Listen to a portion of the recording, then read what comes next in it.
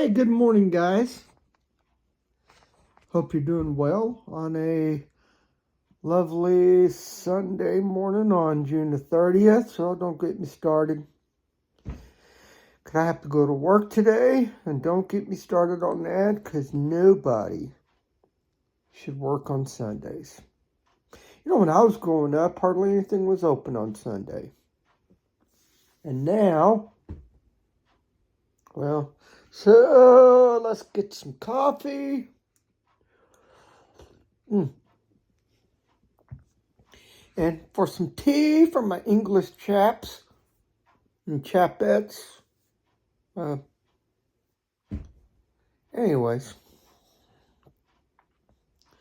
wanted to read this story that I found interesting. I have said all along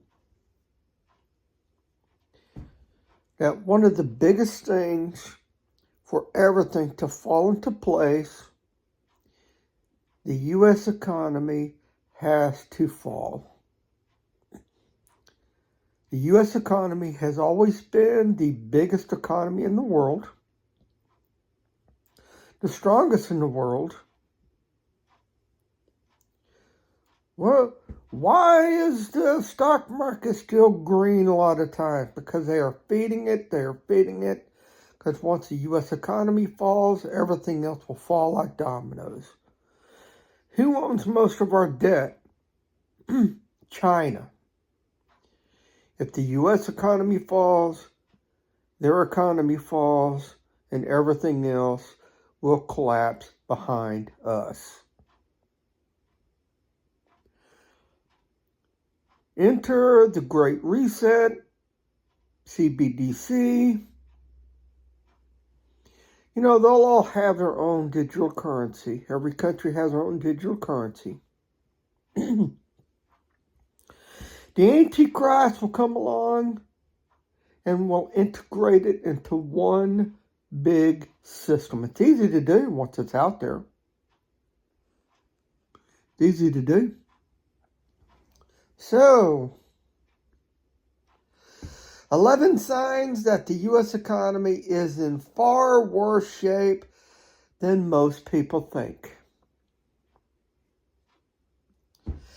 Unless you are living under a bridge or you are eagerly drinking the Kool-Aid that the mainstream media is dishing out, I like that. You probably understand that the economy has been struggling. Survey after survey has found that the American people are deeply dissatisfied with how the economy has been performing, and as a result, it has become the number one issue this election season. This isn't a political video. I'm from Texas. Most of you know how I probably have voted. Trump's not going to fix this. And if there's an election, I don't think there's an election. I don't think there will be. But if there's an election, a certain, I call him the Walking Dead,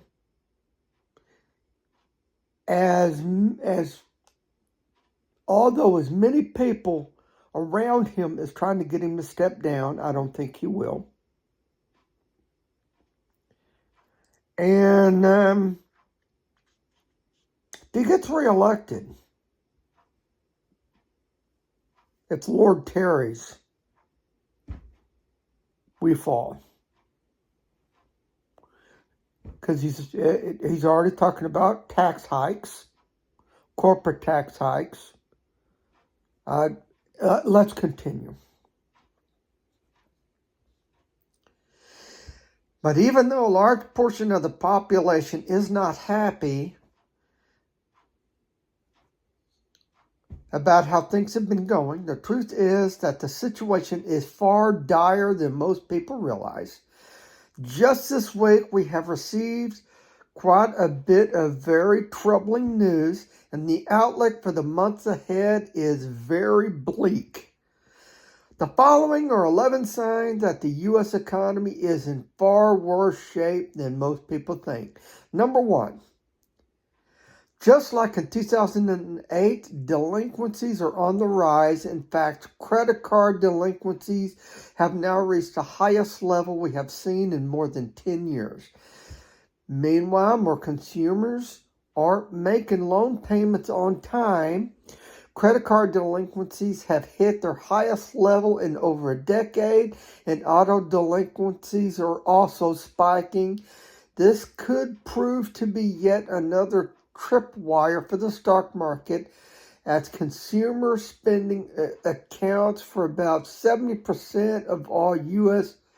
economic activity. People are maxing out their credit cards. They can't pay.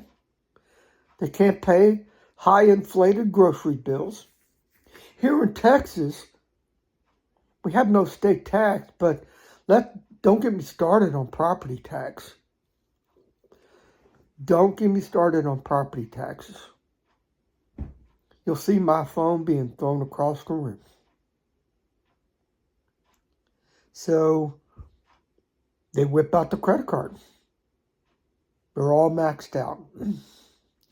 Number two, the commercial real estate crisis just continues to escalate. An article that originally appeared in the New York Times claims that major Wall Street banks have begun offloading their portfolios of commercial real estate loans, hoping to cut their losses. Some Wall Street banks worried that landlords of vacant and struggling office buildings won't be able to pay off their mortgages, have been offloading their portfolios of commercial real estate loans, hoping to cut their losses. End quote. Number three, when banks get into trouble, they start shutting down branches. So far this year, banks have closed more than 400 branches all over the country. Now, listen up. The media's not covering this. This June alone, U.S. banks closed 51 branches across the country in the first 3 weeks of June. I drive by 2 banks every day. One to go pick up my wife from work. I still pick her up. We're down to 1 car, which is fine. The town is probably 15 minutes away. That's neither here nor there. The bank that I drive by, the only 2 cars that I ever see there are the employees. There's never any cars there. Never any cars. How they stay afloat, how they're not boarded up is beyond me. But 51 banks across the country have closed since in the first 3 weeks of June.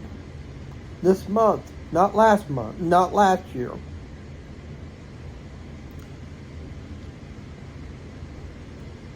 Number 4, big companies are laying off workers from coast to coast. For example, approximately 500 Texas truckers, Texas, my state, just lost their jobs when a large logistics company abruptly shut their doors for good. Now, listen up. I just read a story yesterday that John Deere is laying off over 600 employees and moving all of their operations to Mexico. John Deere, the great American company, shutting down and moving to Mexico. Everybody's lost their jobs. They're losing their jobs this summer, and they're trucking down to Mexico. So that's another 600 jobs there.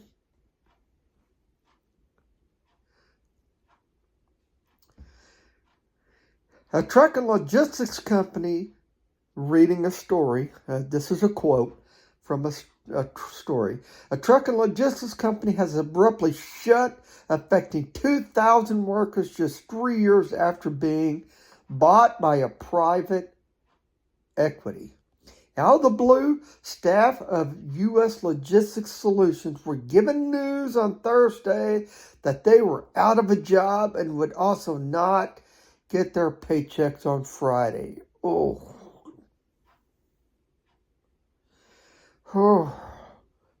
It's terrible, folks.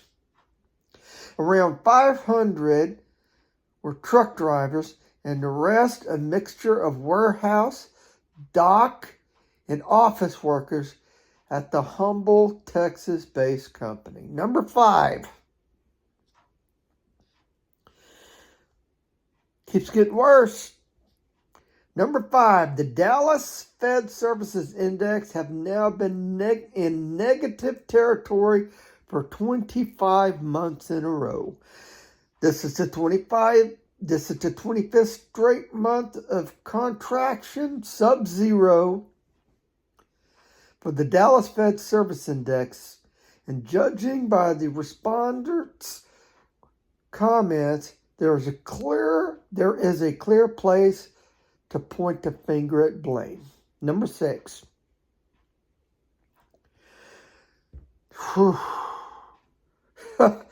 This is terrible, especially in California. Let's read on. Number 6. The restaurant apocalypse just continues to intensify. Nobody can afford to go out anymore. Grocery bills too high. I'm not going to sit down and pay $20 a plate dinner, and I've got 3 people in my household. My mother-in-law always joins, so that's 4. They just told me, I was at work, so I didn't go. I didn't know they did this. They spent $50 at an IHOP. An IHOP, that's International House of Pancakes. $50 on what, pancakes? Let's continue before I lose it. This week, we learned that Hooters, hey, the one in our town is shutting down. No great loss here. I never went into that filthy place. This week, we learned that Hooters has suddenly decided to permanently shut down close to 40 underperforming locations, my town included. Thank goodness. The Atlanta-based sports bar chain Hooters abruptly shuttered dreams of underperforming restaurants across the U.S. as it joins growing list of eateries facing the harsh realities of inflation and changing consumer habits, according to reports. Nation's Restaurant News, NRN, reported that word began to spread on Sunday evening that Hooters locations in places like Bryan, Texas, Lakeland, Florida, and Louisville, Kentucky were closing abruptly, with nearly 40 restaurants in the U.S. shutting their doors. Number 7. This is... if I don't laugh, I'll cry, because we're going home soon. It keeps getting better, guys. You think any president, you think Trump's going to fix this? No. Nobody's going to fix this. Number 7, retail chains continue to go belly up. It keeps getting better. Retail chains continue to go belly up at a staggering rate. Today, it was being reported that 2 large retailers in the Northeast have made a decision to file for bankruptcy. 2 sister chains that sell sporting goods have filed for bankruptcy as retailers continue to struggle with that. Let's get a drink of coffee or tea. Oh,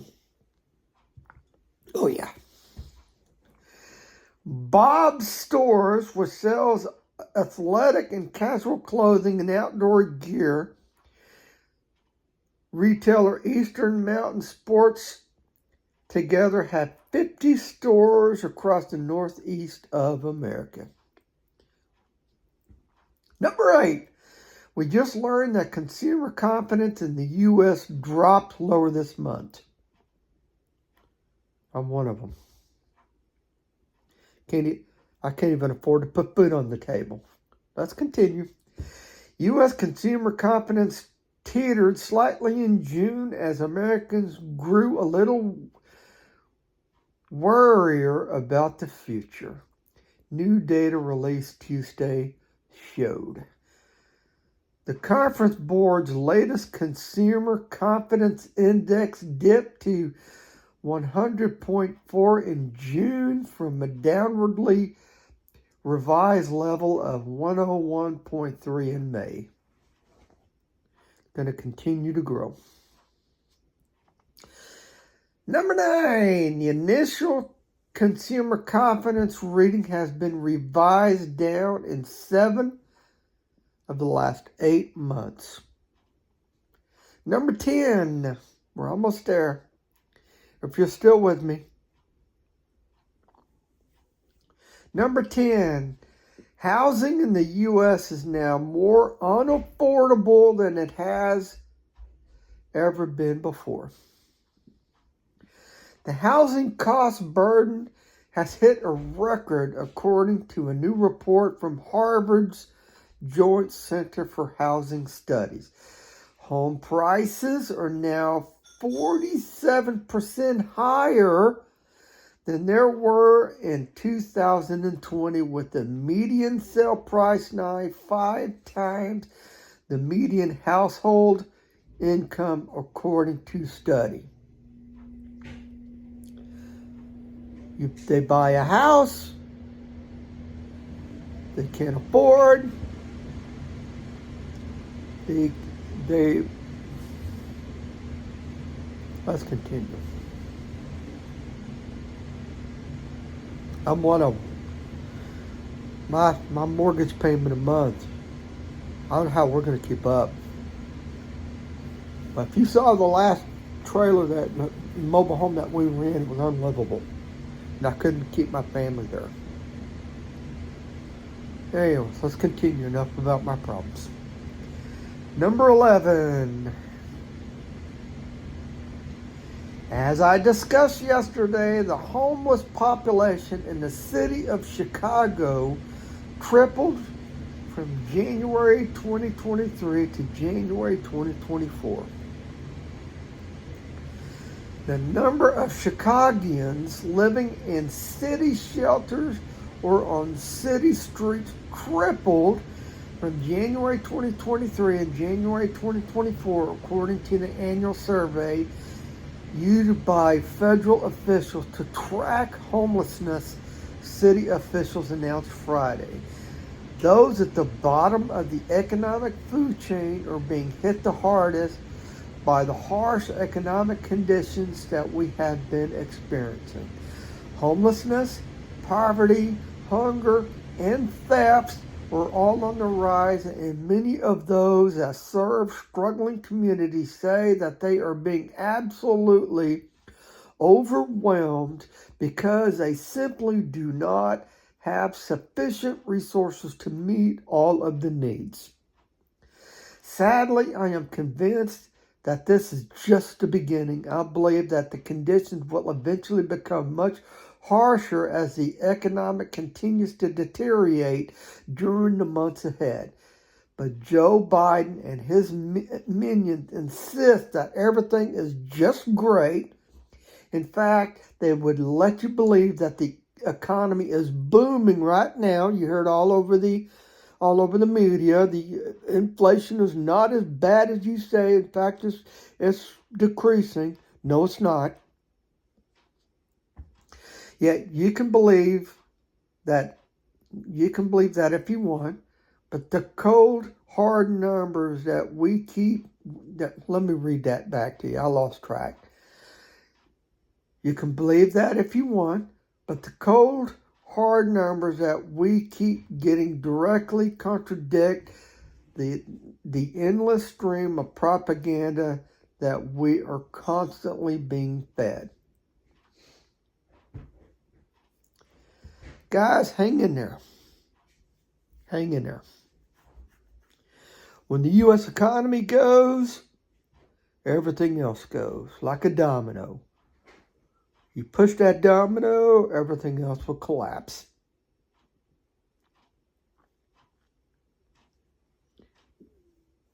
You know, I could be worried, but I'm not. It just means that we're going home soon. How much more will we see of this? I hope not much more.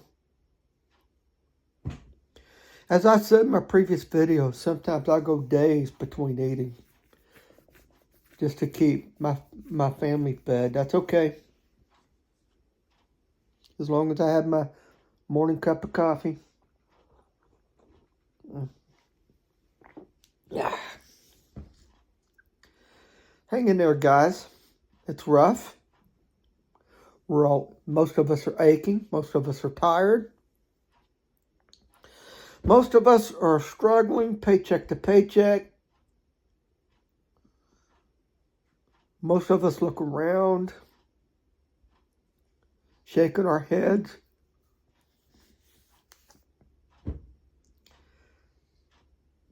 I tell you, everything is just fixing to, it's already unraveling. Everything is going to become unglued. I think we're fixing to go to war with Ukraine. Oh, not with Ukraine. I think Biden is going to send trips to Ukraine. An EMP could strike America. I found that story on here, but I figured a lot of people cover it, but I might cover it tomorrow. Hang in there, guys. It's rough, but we have a future. A future that's not here. We go up to one of the greatest suppers we can ever imagine. Wonder what a T-bone steak tastes like in heaven. I still have trouble swallowing. I take a pill for it, but it's still there. It covers it a little bit, but I still can't swallow.